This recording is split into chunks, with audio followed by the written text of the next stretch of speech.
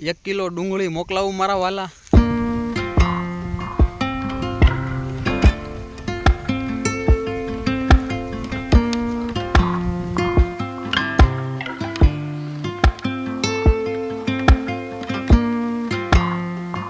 અહીંથી સીધો ખેતર જાઉં છું. આ જુઓ અત્યારે મારી ગાડી પડી છે, થોડીક વારમાં જ છે ને હું સીધો મારી ખેતર જવાનો છું. ને ખેતર જઈને હું આજે તમને કંઈક અલગ વસ્તુ જણાવવાનો છું. મારા ખેતરમાં ઘણી વસ્તુ ઉગાડવામાં આવી છે ને, જેમ કે ડુંગળીનું વાવેતર છે, જાર વાવી છે ને બીજું શાકભાજીને એવું ઘણું કપાસ ને એવું છે.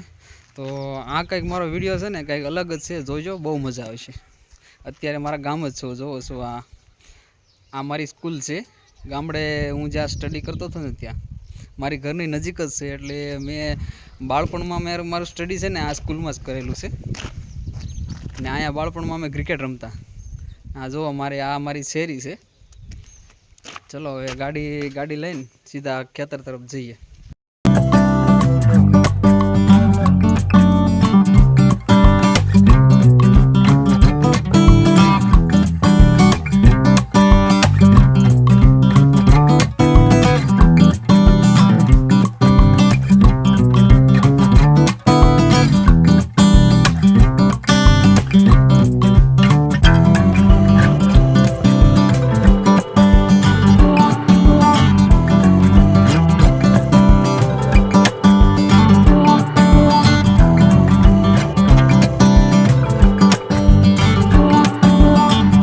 મિત્રો જો આ મારા ખેતરમાં આવી ગયા છીએ. અત્યારે જો આ ડુંગળીનો પાક છે ને અત્યારે અમે કાઢી રહ્યા છીએ, કારણ કે ડુંગળી પાકી ગઈ છે.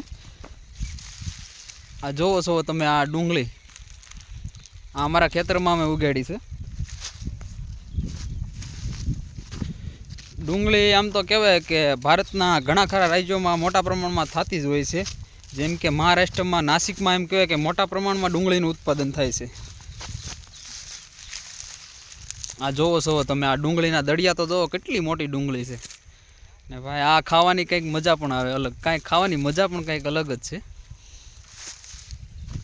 ને ગુજરાતમાં ભાઈ એમ કહેવાય કે ડુંગળીના જે મોટું માર્કેટ છે ને તે મહુવા છે ને સિટી, જે ભાવનગરમાં આવેલું છે તે છે. ભાઈ અમારા ખેતરમાં અમે ડુંગળી ઉગાડી હતી. ડુંગળીનું ઉત્પાદન આમ તો તમે શિયાળામાં અને ચોમાસામાં કરી શકો છો. ઉનાળા ડુંગળી કોઈ કરતું નથી, કારણ કે પાણીની અછતને કારણે ડુંગળીનું વાવેતર ન થાય. ડુંગળી લાલ અને વ્હાઇટ કલરની થતી હોય છે. આ જુઓ એક આ વ્હાઇટ કલરની ડુંગળી પણ છે.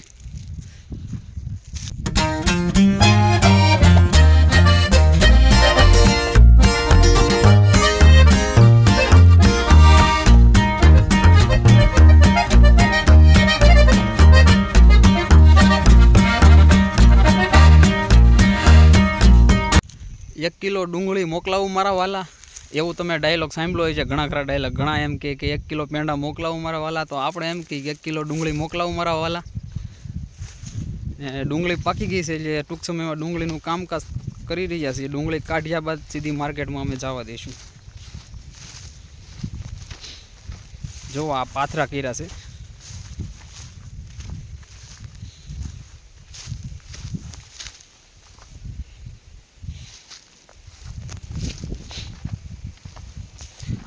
જોવો છો ભાઈ, આ અમારું ખેતર છે.